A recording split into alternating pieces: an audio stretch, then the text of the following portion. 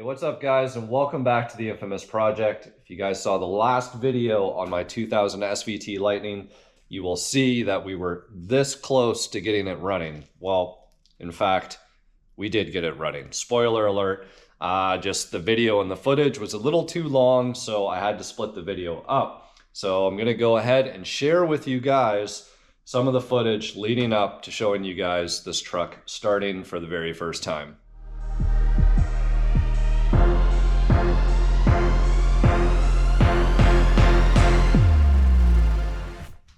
Can you pass me a rag? That was just too easy.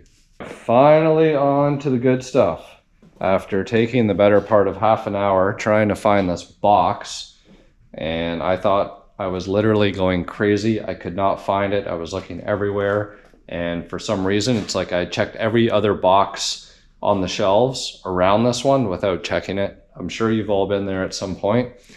But the important thing is it's been found, and the reason why this box is so important is because it had the spark plugs, it has all the coils, the belt, the pulley bridge, the new tensioner, and all those good things that we need in order to make this thing run. So it is now the better part of the assembly or swap of this motor. So it's time to do the intake. We're gonna put the spark plugs in, get the intake on, intercooler, blower, plug in all the connectors, tighten everything down, put oil in it, put in the battery, see if it fires.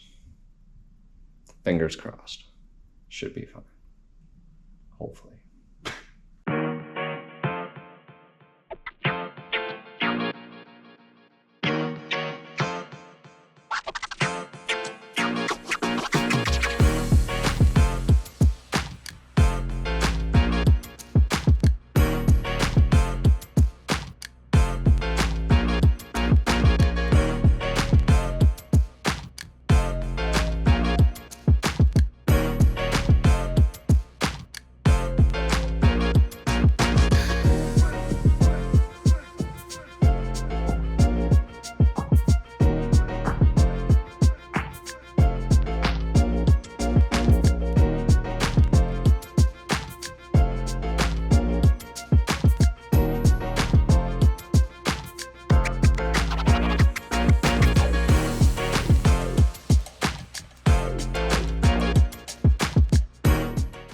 Hearing noises as the battery just got connected, so we do not have our accessory belt hooked up, unfortunately. Something different in the timing cover, and I remember reading about this in the past.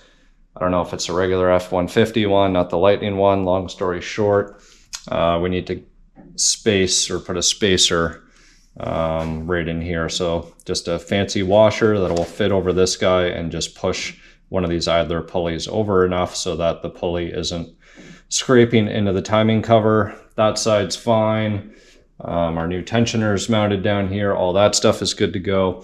So it's just a matter of getting this guy rectified, and then we can put on our accessory belt and the pulley bridge, and then we can get the blower and everything else hooked up. So we've gone over everything else. Everything should be snug. All the wiring should be fine, as soon as Jordan put the negative terminal on, we heard things engage. Probably tighten that down just a bit so it doesn't do the clicky clicky.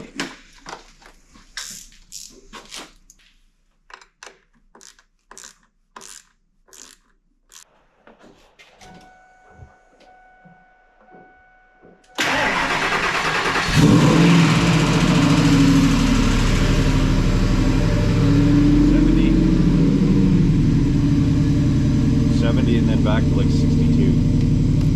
Oh, that doesn't have a good gauge, but that's good. Yeah. Oh, it's alive again. It's been so long. Purring like a kid. No blower though.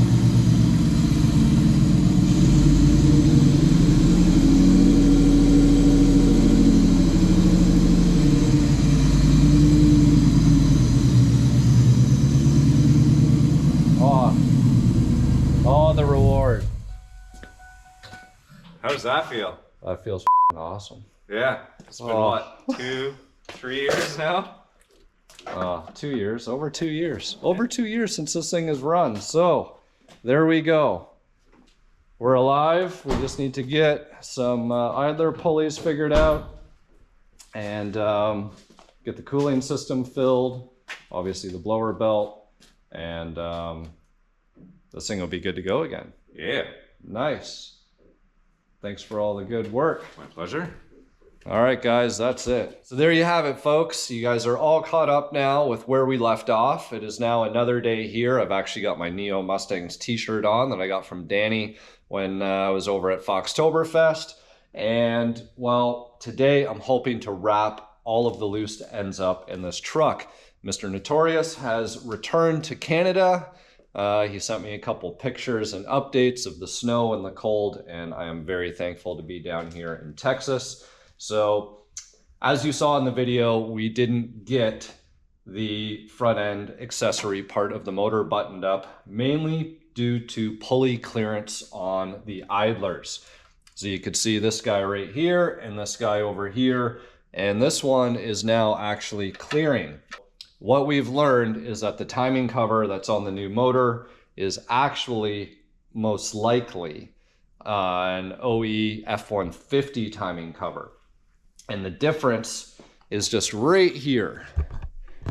So right here, this guy is about 1/8 of an inch longer. That allows that little bit more clearance for that idler pulley. And these timing covers are shared between the Lightning and E-Series Ford vans. And I learned all of this actually when I had to put this cover back on, because when the tensioner went through the old timing cover, I had to research and make sure that I was getting the right timing cover for it to get replaced. So during my research, I had found tons of people talking online, some arguments about there's enough clearance, there's not enough clearance, you got to shim the idlers, you don't have to shim the idlers.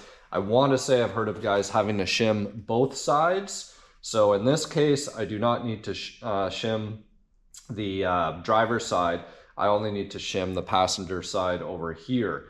Some guys online have said, oh, I'm running the factory Lightning pulleys and I don't have any clearance issues. Other guys, like I said, are like, no, you got to shim it. And well, in my case right here, the truth is I had to shim it. So what I did is I actually used a lock washer, grade 8, and it's pretty much 1/8 of an inch bang on, put it behind the pulley, and we're good to go. All right, guys, so what we're gonna do is we're gonna get this lock washer on here, and might have to try and just stretch it a tiny little bit. And the one thing is right here, I just want to make sure that the surface doesn't go beyond the inner part of the bearing here, because that center point is what floats with the bearings and allows things to spin. I did have this larger lock washer. The problem with it is that it actually puts a little bit of pressure on the middle part here, which unfortunately binds up the bearing a little bit. So we want to make sure that this guy is spinning nice and free. Put a socket here.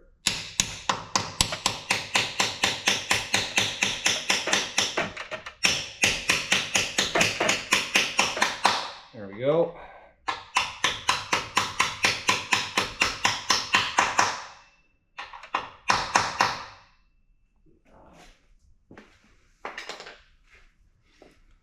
So we got that bottomed out and in place. We can go ahead and put our pulley on. Don't need to over torque this stuff, guys. There we go. All right, time for our supercharger belt. So in case you guys haven't noticed, these two idlers are brand new. Tensioner pulley is brand new, so we shouldn't have any issues here, and hopefully no more tensioners letting loose and going into our timing cover, so all is good there. So this is a factory lower setup.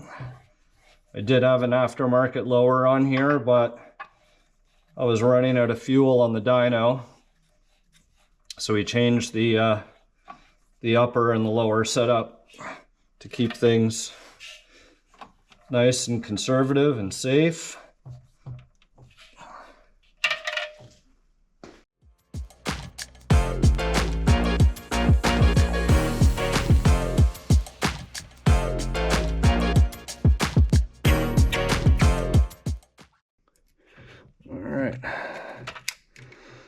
Fish this out of here.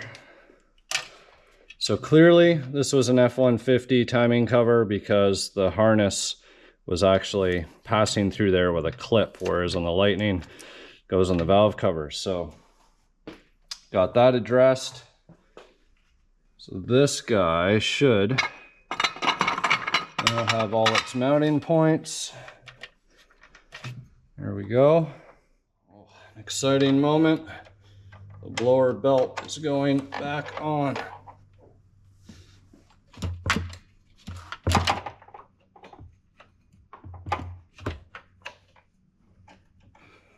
It's definitely been a minute since I've dealt with the accessory and the main blower belt on this Lightning. The last time I would have had all this stuff apart was probably when I did all the idler bearings, short of doing the alternator, because I actually had to do that on my way back from the Old Town Lightning meet. Oh, when was that? Back in 2010 maybe. And did that in the AutoZone parking lot. And not gonna lie, I kind of feel a little bit dumber at the moment. Just, I feel like I should have known this better after all these years, but I guess, you know, just being away from it, I was a little rusty, but it's okay. Still managed to get there in the end. So everything should be good in terms of the accessories now, and everything should be able to spin and turn and do its thing. So now it's just a matter of getting the last few coolant lines hooked up, the intercooler, and filling this thing up with fluids. Obviously I need to get the clutch fan spun on there as well. So we'll button up these last few things and hopefully fire this guy up. So here we are, guys. Front bumper cover's back on, the hood is back on, all of the trim and fixings are on. I've topped up the fluids, got the cold air intake mounted, and this is loose for now, this trim piece, and a couple other little things just in case for whatever reason I need to dive back into something. Battery isn't tied down all the way yet, but it's really just a matter to see if everything is going to work. So fingers crossed. You know, the motor did fire up no problems the other day with the accessory belts and blower belts not connected. So everything is pretty straightforward here and should be fine. The only bolt that I'm missing, I don't really have extra parts. I'm actually missing a part, and it's one of the bolts for the hood. And I have a general idea of where it is, just not really wanting to go through all that in a minute. So what we'll do is move the SRT10 out and hopefully make way so we can start this thing up and see if it'll move. It should move. And we'll get it outside. Probably not gonna have time for a wash today, but you'll at least be able to see this thing out in the daylight.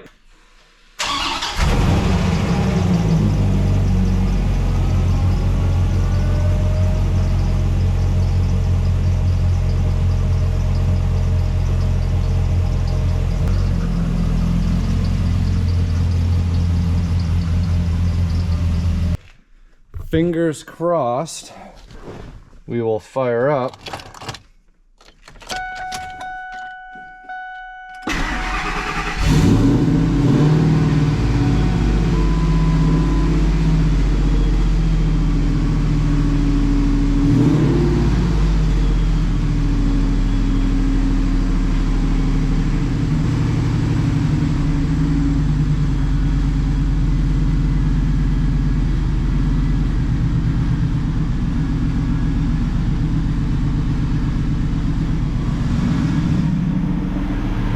The truck is running.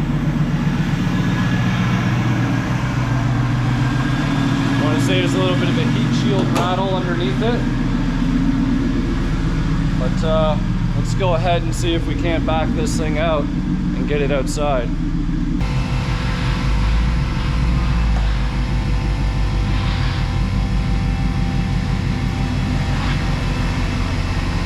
So all of our systems look good here. Temperature's good. Still got some old fuel in there. That'll have to get burnt out. 60 pounds of oil pressure at idle.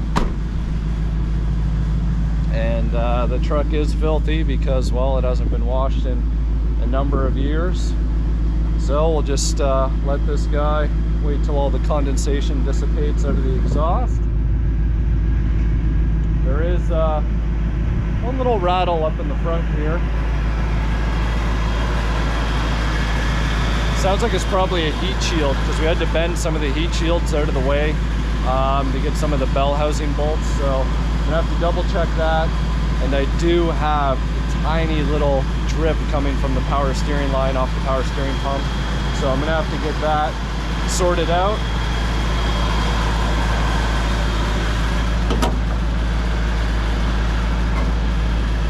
There we go.